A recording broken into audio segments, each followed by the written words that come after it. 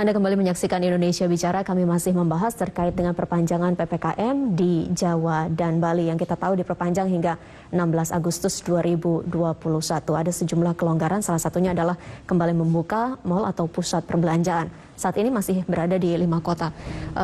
Pak Dirjen, apa ya sebetulnya yang menjadi pemerintah mempertimbangkan kembali membuka mal? Karena kita tahu juga ini ada risikonya juga, gitu. Ada risiko penularan di tempat-tempat yang berpotensi untuk terjadi keramaian. Ya, tentu saja pemerintah punya ukuran-ukuran ketika melakukan pelonggaran-pelonggaran. Misalnya soal BOR ya, bed of okupansinya tempat tidur di rumah sakit, ya bornya itu sudah mulai menurun, kemudian positivity rate-nya juga relatif sudah bisa menurun. Nah, oleh karena itu maka pemerintah mulai mencoba melonggarkan. Karena berisiko maka prokesnya harus ketat. Prokesnya harus ketat, itulah sebabnya kenapa misalnya ada syarat-syarat. Nanti diuji coba apakah orang itu bisa masuk ke dalam mal itu harus sudah divaksin minimal dosis pertama. Ya, kemudian harus anak-anak ini tidak boleh ke sana begitu ke mal. Nah, ini resiko-resiko ini ada, tetapi kita mencoba memperkecilnya, memperkecilnya. Karena memang kita juga harus melihat konteks di masyarakat sendiri begitu ya. Tetapi kita juga tidak boleh menerima saja apa yang diinginkan oleh masyarakat. Misalkan masyarakat banyak yang menolak misalkan PPKM, tapi itu sedikit lah sebetulnya. Rata-rata positif respons masyarakat terhadap perpanjangan PPKM yang dilakukan oleh pemerintah. Apalagi pelonggaran-pelonggarannya itu kan tidak sekaligus, ya tidak semena-mena begitu, tetapi bertahap. Dilihat per minggu seperti apa, dilihat dinamikanya. Jadi ketika misalnya daerah-daerah yang sudah masuk ke level 3, dia ada lonjakan kasus atau kita menduga, memprediksi ke depan akan ada lonjakan kasus, mungkin bisa kita naikkan lagi begitu. Jadi ini betul-betul kita lihat dinamikanya dan sudah kita pertimbangkan risikonya dan kita mengupayakan bagaimana risikonya itu bisa diperkecil, mitigasinya itu jalan begitu. Baik, jadi segala kebijakan yang diambil sudah memperhitungkan dan juga berdasarkan prinsip kehati-hatian begitu ya Pak Dirjen. Dan selain PPKM di Jawa Bali yang diperpanjang hingga 16 Agustus, untuk PPKM di luar Jawa Bali diperpanjang hingga 23 Agustus 2021. Salah satunya adalah Kota Mataram. Dan saat ini saudara kami telah tersambung bersama dengan Wali Kota Mataram, Bapak Mohan Roliskana atau yang lebih akrab disapa Bang Haji. Selamat malam, Assalamualaikum Bang Haji. Waalaikumsalam warahmatullahi wabarakatuh. Baik, Bang Haji, kita tahu sebelumnya Kota Mataram berada di level 4, saat ini berada di level 3. Apakah dengan peralihan status ini kemudian ada juga pelonggaran yang dilakukan oleh pemerintah kota? Ya, kita melakukan penyesuaian terhadap kondisi turunnya level Kota Mataram menjadi level 3 saat ini.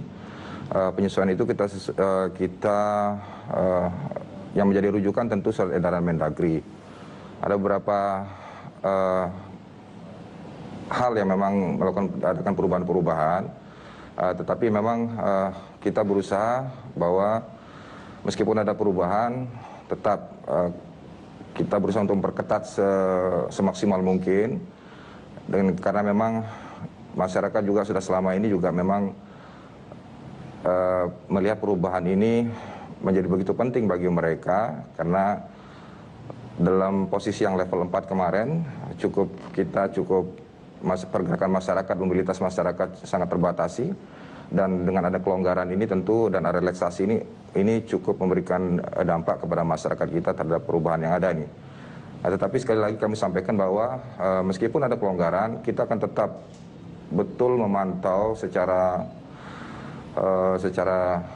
pasti kegiatan masyarakat sesuai dengan apa yang menjadi memang edaran surat Mendagri. Baik. Bang Haji, sebelumnya strategi apa yang dilakukan sehingga kemudian Kota Mataram ini turun level dari level 4 menjadi level 3, dan apa yang akan diteruskan sehingga kemudian bisa kembali turun level ke level 2? Ya, kita masih berikhtiar nih. Dari tanggal 3 Juli sampai tanggal 27 Juli kemarin penetapan PPKM darurat dan kemudian terminologinya dirubah menjadi PPKM level 4. Hampir 1 bulan penuh kita berikhtiar untuk itu, dan beberapa hal yang kita lakukan Pertama memang tracing ini, ya tracing kontak ini yang kita betul-betul lakukan penelusuran semaksimal mungkin yang kita lakukan. Kemudian yang kedua, kita pada puncaknya pada tanggal 17 Juli itu memang angka COVID cukup tinggi, sangat tinggi sekali, mencapai 570 orang dalam waktu 1 minggu.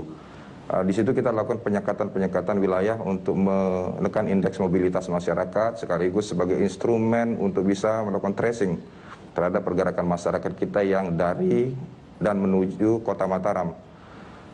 Dan hal lain lagi yang kita lakukan adalah kita melakukan patroli operasi gabungan bersama TNI dan Polri, bersama Dishub dan Pol PP untuk memastikan bahwa penerapan protokol kesehatan, kemudian juga surat edaran Mendagri pada posisi level darurat kemarin, kita betul-betul itu masyarakat bisa taat dan disiplin melaksanakan itu. Dan hal lain yang kita lakukan juga, kami melakukan himbauan melalui tempat-tempat ibadah, masjid. Kami meminta supaya pagi sebelum masyarakat beraktivitas, itu kita umumkan melalui masjid supaya masyarakat menerapkan protokol kesehatan dan seterusnya, sehingga ini untuk jalan upaya kita untuk bisa selalu mengingatkan masyarakat untuk menerapkan protokol kesehatan dalam setiap aktivitasnya mereka. Baik, jadi ada beberapa upaya yang tadi sudah disebutkan adalah meningkatkan tracing dan kemudian juga melakukan imbauan ke masyarakat begitu melalui tempat-tempat ibadah. Pak Dirjen, kita tahu berbagai strategi telah dilakukan oleh pemerintah daerah. Tadi kita dengar cerita dari Wali Kota Mataram, langkah-langkah yang sudah mereka lakukan. Sebetulnya apa yang bisa disampaikan ke masyarakat untuk mengajak bersama-sama bergotong royong untuk menyelesaikan pandemi begitu? Ya, tadi di poin terakhir dari Pak Wali itu bagus sekali. Ya, mengajak masyarakat, mengajak pemuka agama melakukan sosialisasi lewat masjid. Ini adalah sebuah kearifan lokal saya kira di Makassar. Nah, itu juga yang kami lakukan, ya, melibatkan masyarakat dalam proses komunikasi. Artinya komunikasinya itu bottom up jadinya begitu, tidak melulu dari atas, ya, top down. Nah, ini saya kira juga langkah bagus yang patut ditiru oleh daerah-daerah lain seperti yang dilakukan di Makassar. Nah, Mataram, Pak Dirjen? Di Mataram, ya. Dan saya kira kita sudah banyak sekali pemerintah mensosialisasikan kepada masyarakat agar partisipasi masyarakat dalam mematuhi prokes itu tinggi, ya, misalnya. Dan kita melakukan survei kemarin, misalnya dalam hal pemakaian masker itu sudah atau bisa dibilang baru juga karena 80%, ya, itu bisa sudah, bisa baru.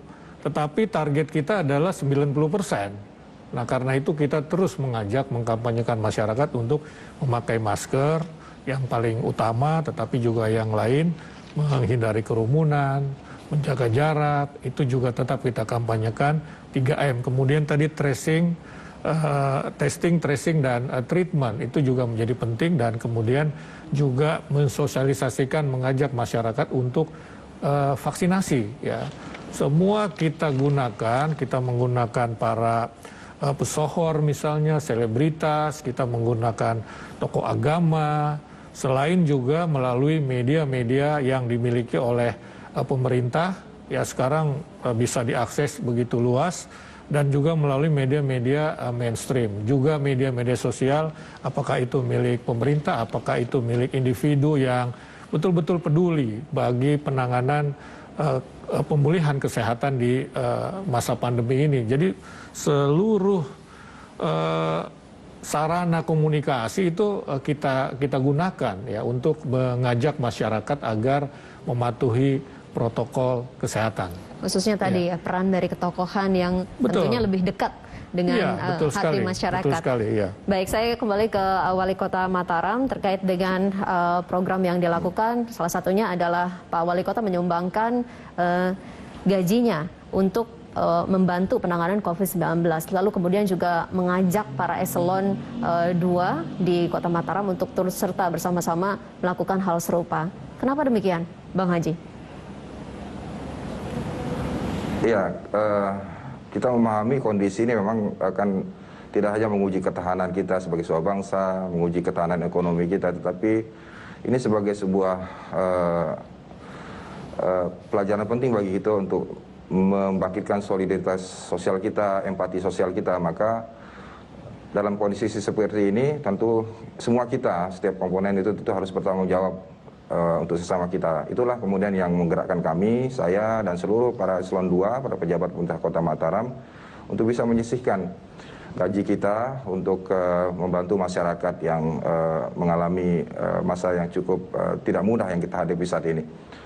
Dan sekaligus ini sebenarnya sebagai harapan kita untuk bisa memantik stakeholder kita yang lain, termasuk juga para pengusaha, supaya mereka juga bisa mengambil peran. Dan ini sudah kita lakukan di Kota Mataram. Saat ini sedang kita mencoba untuk lakukan menghimpun sumber-sumber yang ada untuk bisa kita membantu warga masyarakat kita yang terpapar saat ini. Lalu bagaimana agar kemudian penyalurannya ini tidak tumpang tindih dan memang betul tepat sasaran?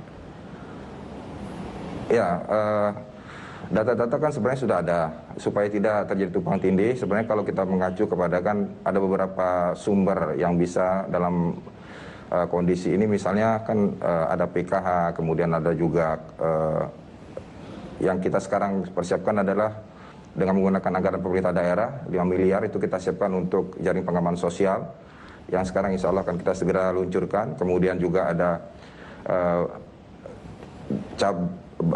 beras cadangan pemerintah juga kita persiapkan yang sudah kita juga luncurkan. Dan ini kan semua data semua terpisah, ya, data terpisah yang ada di sumbernya di Dinas Sosial.